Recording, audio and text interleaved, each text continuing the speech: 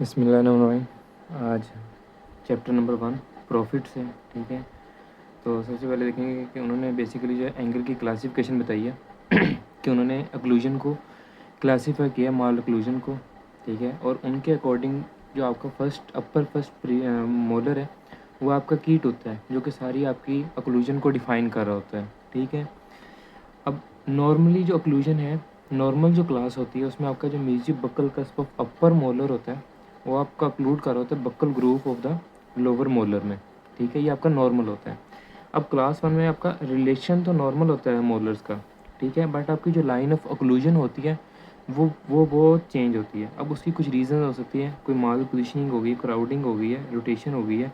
ठीक है, कोई टूथ का जो साइज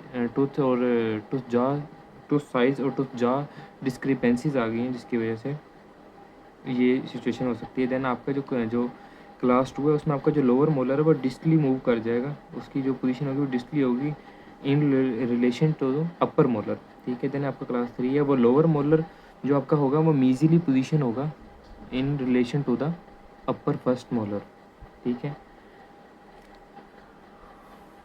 देन ये विजुअल्स हैं, ये नॉर्मल क्लास है जिसमें आपका मीजियो बक्कल जो है ग्रूव कस्प है वो आपका बक्कल ग्रूव के अंदर अक्लूड कर रहा है। ठीक है, देन आपका क्लास 1 है, इसमें भी आपका जो अक्लूजन है वो ठीक है, बट जो जो तरतीब है, ठीक है, ये देखें आगे की तरफ हुए हैं, ओवर जेट है। ठीक है, तो ये सिचुएशंस की वजह से उनमें कुछ सिचुएशन ऐसी होती है, बट आपका जो मोलर का रिलेशन होता है वो सेम होता है।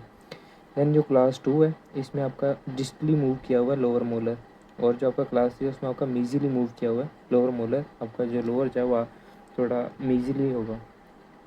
देन एक कुछ साइंटिस्ट हैं, ठीक है, जो कहते हैं कि सॉफ्ट टिश्यू के ज़रिए हम अक्लूजन को ठीक करते हैं।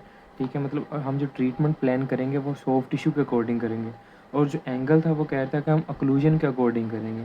अब इनमें दोनों में हम डिफरेंस देखेंगे। ठीक है, फर्स्ट इसमें जो प्राइमरी गोल होता है, आपने जो एंगल की क्लासिफिकेशन के अकॉर्डिंग जो एंगल ने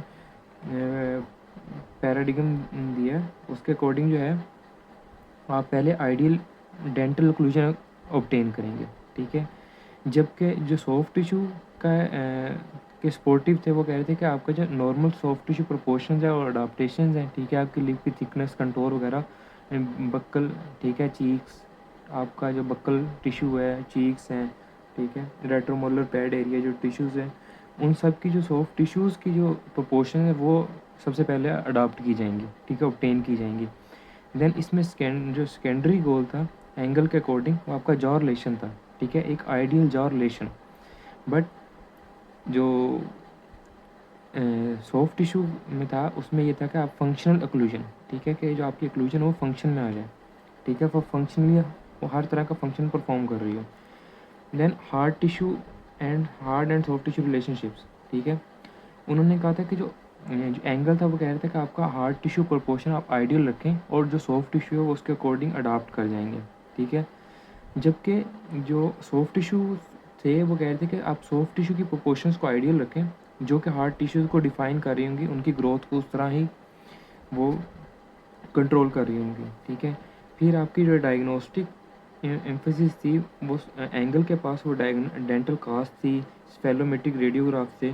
ठीक है, जबकि जो सॉफ्ट टिश्यू थे उसमें आपकी clinical examination of intraoral facial tissues थे, सॉफ्ट टिश्यूज़। ठीक है, उनकी दी गई कि वो क्या कैसे रिएक्ट करते हैं जो उनके सॉफ्ट टिश्यूज़ हैं। ठीक है, देन ट्रीटमेंट अप्रोच इसकी ये थी कि हम सबसे पहले obtain ideal dental and skeletal relationship, then जो soft tissue will be all right. ठीक है, कि हम सबसे पहले डेंटल को ठीक करेंगे, फिर स्केलेटल को, और जो सॉफ्ट टिश्यू वो खुद ही ठीक हो जाएंगे। But on the other hand दूसरे साइंटिस्ट कह रहे थे, ऑर्थोडोंटिस्ट कह रहे थे कि आप पहले सॉफ्ट टिश्यू रिलेशनशिप जो है उनको आइडियल प्लान करें, देन अकॉर्डिंग उसके टीथ को प्लेस करें और जॉज को उसी के अकॉर्डिंग अचीव करें। ठीक है, देन इसकी जो फंक्शनल एम्फेसिस थी इसमें था कि आपका जो TMJ वो उसके डेंटल अक्लूजन के अकॉर्डिंग वर्क करता है। ठीक है, वरना आपके पास पेन स्ट्रेन, ठीक है, ये सिचुएशन काज रहती हैं, TMPDS इस तरह की। जो जबकि सॉफ्ट टिश्यू वाले थे वो कह रहे थे कि आपका सॉफ्ट टिश्यू मूवमेंट ही डिफाइन कर रहा था डिस्प्ले ऑफ टीथ। ठीक है, जैसे गमी स्माइल और ये सब थी। ठीक है, और स्टेबिलिटी आपकी क्या है कि related primarily to dental occlusion, ठीक है।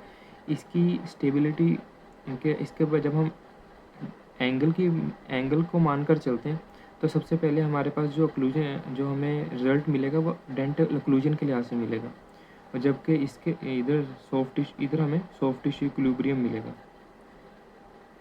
तो ये कुछ डिफरेंसेस है।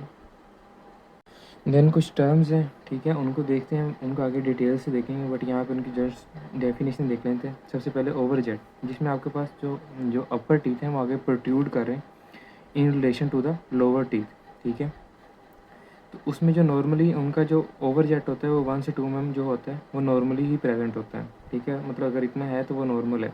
ओवरवेट में आपके पास वर्टिकल ओवरलैप हो रहा होता है, मतलब जो ये टूथ है उसको एक वर्टिकल ओवरलैप, ठीक है, ओवरलैप कर रहा होता है अपर टीथ आपके लोअर टीथ को। इसमें भी 1 से 2 mm जो होता है वो आपका नॉर्मल होता है। और क्रॉस बेट आपका ट्रांसवर्स ओवरलैप होता है इन हॉरिजॉन्टल डायरेक्शन या ट्रांसवर्स डायरेक्शन, ठीक है। जो आपके मैक्सिलरी हैं वो आपके मतलब किसी भी वजह से उसके आगे हम रीजन देखेंगे, ठीक है। तो जो आपके ट्रांसवर्स लैप है, ओवरलैप है, इसको आप क्रॉस बाइट कहते हैं। ओवर बाइट आप वर्टिकल ओवरलैप को कहते हैं, और प्रोट्रूडिंग को क्या कहते हैं, ओवरजेट कहते हैं।